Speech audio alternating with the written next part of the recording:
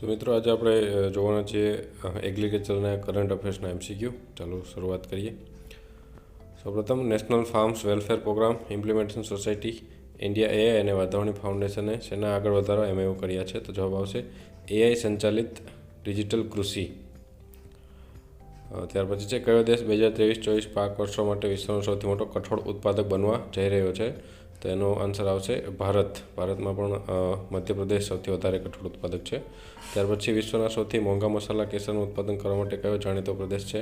તો આન્સર આવશે કાશ્મીર, જે સિમેન્ટના કારણે ઘણું નુકસાન થઈ રહ્યું છે ખેતીમાં. ત્યાર પછી તુવેરદાર પ્રાપ્તિ પોર્ટલનું ઉદ્ઘાટન કોણે કર્યું? તો આન્સર આવશે અમિત શાહ. ત્યારબાદ હાઇડ્રોપોનિક જગ્યાઓમાં છોડના વિકાસને વેગ આપવા માટે ઇલેક્ટ્રોનિક માટી ક્યાં વિકસાવવામાં આવી હતી? તો એનો આન્સર આવે છે સ્વીડનમાં વિકસાવવામાં આવી હતી.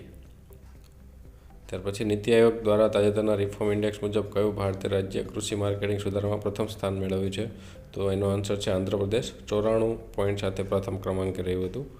ત્યાર પછી તે કયા મંત્રાલયે શણના ખેડૂતો માટે પાટ મિત્ર મોબાઈલ એપ્લિકેશનનું અનાવરણ કર્યું છે? તો એનો આન્સર છે કાપડ મંત્રાલય, જે MSP પણ પ્રદાન કરે છે. ત્યાર પછી નમો ડ્રોન દીદી પહેલું પ્રાથમિક ધ્યાન શું છે? તો મહિલાઓ માટે શૈક્ષણિક સ્વજ સહાય જૂથોનું સશક્તિકરણ કરવું. 15,000 જેટલા SHGને આ લાભ મળશે.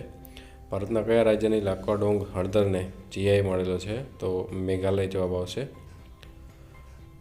ત્યારબાદ ભારતે તેના કૃષિ ક્ષેત્રના આધુનિકરણ માટે કયા દેશને 250 મિલિયનની ધિરાણ પ્રદાન કરી છે? તો કેન્યા જવાબ આવશે. કેન્યાના રાષ્ટ્રપતિ સાથે થયેલી હતી વાટાઘાટો, તો એના પરિણામ સ્વરૂપ. ત્યારબાદ જમ્મુ કાશ્મીરના કયા પ્રદેશને GI ટેગ મળ્યો છે? તો કિશ્તવાડ જવાબ આવશે આપણો. એશિયન ભારત મિલેટ ફેસ્ટિવલ ક્યાં યોજાઈ રહ્યો હતો? તો એનો જવાબ આવશે જકાર્તા, ઇન્ડોનેશિયામાં યોજાયો હતો નવેમ્બર મહિનામાં. કઈ સંસ્થાએ ઉચ્ચ ઉપજ આપતી કાળા મરીની જાત વિકસાવી છે? તો એનો આન્સર છે IISR કોઝિકોડ, જેને IISR ચંદ્રા નામની કાળી મરી વિકસાવી છે. ત્યાર પછી ચોખાના કુલ વૈશ્વિક નિકાસમાં ભારતનો કેટલા ટકા હિસ્સો છે? તો 40%.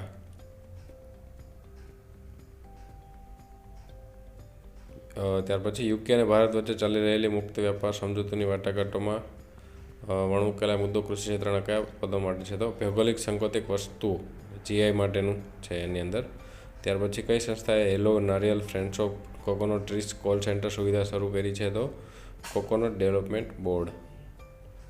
PM કિસાન ભાઈ યોજનાનો મુખ્ય ઉદ્દેશ્ય શું છે? તો પાકના ભાવ નક્કી કરવામાં વેપારીઓની ઇજારાશાહી તોડવી. ત્યારબાદ ગુલાબી બોલવર્મ અને ચોમાસાના પડકારો જેવા મુદ્દાઓને કારણે 2023-24ની સિઝન માટે ભારતના કપાસ ઉત્પાદનમાં કેટલા ટકા ઘટાડો થવાની ધારણા છે? તો 6%. ત્યારબાદ ભારતમાં ખરીફ અને રવિ સિઝનમાં ઉત્પાદિત થતી ડુંગળીની અંદાજિત ટકાવારી કેટલી છે? તો 30% અને 70%. ત્યારબાદ ભારતમાં ડેટા આધારિત કૃષિ નવીનતા માટે કઈ સંસ્થાએ નાબાર્ડ સાથે ભાગીદારી કરી છે? તો UNDP ભારત. ત્યારબાદ ભારતના કયા રાજ્યમાં મોટા પાયે હાફૂસની ખેતીને ટેકો આપવા સરકાર કોંકણ પ્રદેશમાં કેરી બોર્ડની સ્થાપના કરવા આયોજન કરી રહી છે? તો મહારાષ્ટ્ર. ચોકુઆ ચોખા ક્યાં ઉગાડવામાં આવે છે? અરુણાચલ, સિક્કિમ, મેઘાલય, આસામ. તો આપણો આન્સર આવશે આસામ. ત્યારબાદ 23માં PM મોદીએ રાજસ્થાનની મુલાકાત દરમિયાન લોન્ચ કરેલા નવા પ્રકારના યુરિયાનું નામ શું છે? તો એનો આન્સર આવશે ગોલ્ડ યુરિયા.